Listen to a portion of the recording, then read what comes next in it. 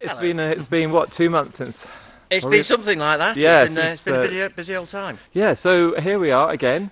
Take us through what's been happening. Well, we're standing roughly where we were when we did the last video, and we're in the Hawk Walk here, which is now almost complete. These are the compartments where the train birds will live, and you can just see the roof behind the Hawk Walk there of one of the aviary blocks for the trained owls. Right. As we keep going around, that's our new weighing room and sit quarters.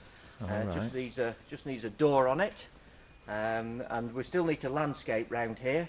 But the bulk of the work is done. I know it still looks like a building site, but we're making progress, and if it stopped raining, we'd make even faster progress. Yeah. How has all this rain affected you? It's not been helpful. It doesn't stop us working, but it slows us down.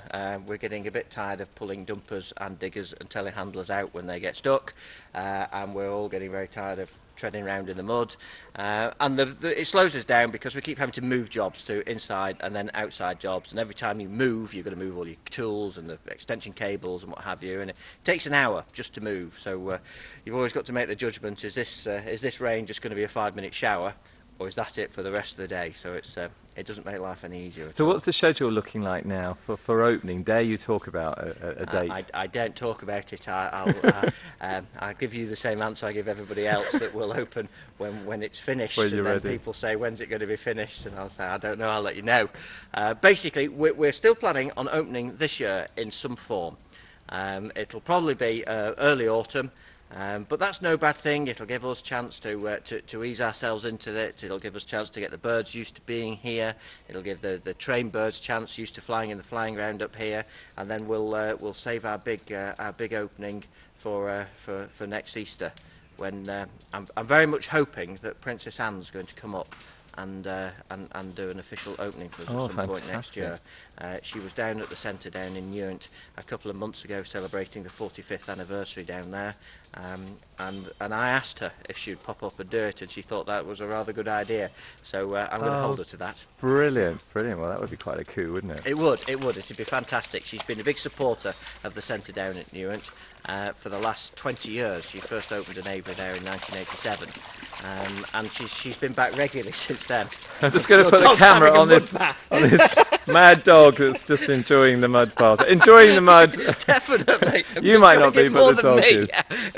So what do you think in terms of what birds will be arriving first? Do you think, is there some kind of grand plan? There's a group of burrowing owls and some American kestrels who are probably going to be arriving first. And the reason why they're scheduled to arrive first is they're all youngsters that were bred this year, and we're hoping to have one aviary with American kestrels and burrowing owls in together. They live together in the wild. They're both North American species. Burrowing owls live on the ground, and American kestrels tend to live in trees, and we think it'll make rather a good aviary display. And they're youngsters, so we want to put them all in together so they grow up together, so they get used to being with each other. We're waiting on the mesh for the aviaries, though. The aviaries are built, everything's ready, but there's no mesh on the fronts of them just yet. But I'm hoping that's just a matter of days, and then we'll be ready. So will the accommodation that you're providing for the manager here, will that be established quite soon then, if you've got birds coming sort of, Yes, it will be. We would like somebody on site at the moment that we've got birds here, Yeah. but we're just about, we're what's known in the building trade as pre-plaster, which is we're just about ready to, all the electrics are first fixed and the plumbings are first fixed, and we're ready to start plasterboarding and then plastering, and that's normally quite a big stage then, and you're on the downhill slope by the time you've got it all plastered. Right, and you definitely want dry weather for that plastering. We do. We want dry weather for everything, to tell you the truth. Right, let's go and have a look on the other parts of the site. Fantastic. That's what we're looking at. Well, this is the end of our eagle barn here, which is our biggest block of aviaries. There's 9 aviaries going in here. It's yet to be all divided up and what have you. The timber's in there, all waiting to go, and the footings are in for the walls and what have you, and the concrete corridors in. You can see all the 4x2 in there that we used to split everything up. All the packs of boards in there.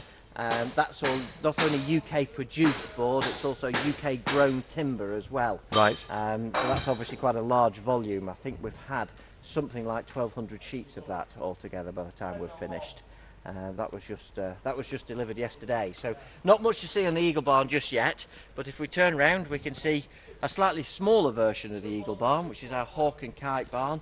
You can see the dividing walls going up in here now. The outside of it will largely be mesh, solid walls, solid roofs, keep the birds nice and warm and dry. And yeah, progress is going now. Well, let's give a plug to Sid and the team. Are they your core team? Do you have other people coming in? No, Sid Brackley from Kirby Moorside and Andy and Ben here. They're the guys here basically. And most of what you see here, with the exception of the steel frames, has been built by these guys and myself as well. Yeah, I was going to say you're very hands-on, aren't you? I am. I've spent the last 15 years working as a builder. And I'm trying to stop being a builder now, and I'm hoping this is going to be my last building job. It's turning out to probably be my biggest ever building job too, so it's kind of going out with a bit of a bang. But it's invaluable, isn't it? I mean, could you have approached this, simply as a manager managing teams, without the knowledge that you have of the building trade? I think you set yourself a very big task to project manage a build without a really deep understanding of how buildings go together. Most of the wooden structures around here, the Hawk Walk and the smaller wooden aviaries, I built those myself at home in my own workshop. They were built by Christmas last year, and they've been sat in storage ever since then, ready to come out. And so we built the foundations for those to fit the panels that already existed. And that was a huge help. I'd spent a month building those, and so they went up in a matter of days. Right. And so the foundations, they take quite a long time with digging and concreting and bricklaying, but then the actual buildings went up just in 2 or 3 days per building, which gave us all a bit of a psychological push. Yeah. That all of a sudden things started springing out of the ground and things. Yeah, I guess you're at that stage now where you're actually seeing some, you're seeing some pretty big changes happening on a regular basis. Yes, definitely. And just for me personally, what I kind of find at this sort of stage is I'm getting to the point where when I walk round, I don't just see jobs to be done. Earlier on in the build, all you ever do is think, I mustn't forget that, and I've got to do that, and this, and that, and it can get a bit overwhelming and a bit depressing at times. But now it's kind of thinking, that's done now, and we're well on with that, and yes, that's nearly finished, and it's a more pleasant way to walk around and look at things. Yeah, but Charlie, how many hours are you doing here at the moment? I'm doing a lot of hours here. I'm normally here between about 8 and 5 and 6 days a week.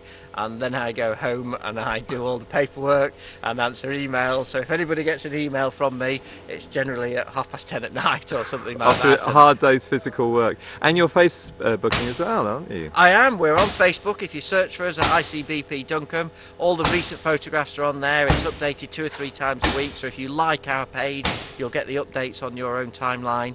And I'm capable of updating that myself. So I bring a camera to work every day and take pictures of progress. Okay. Do you want to? So this is the education room and the staff accommodation at the end of it. The education room, it's not really just an education room. We'll come up with a slightly snappier title for that, I think. But basically, it's a real general purpose area.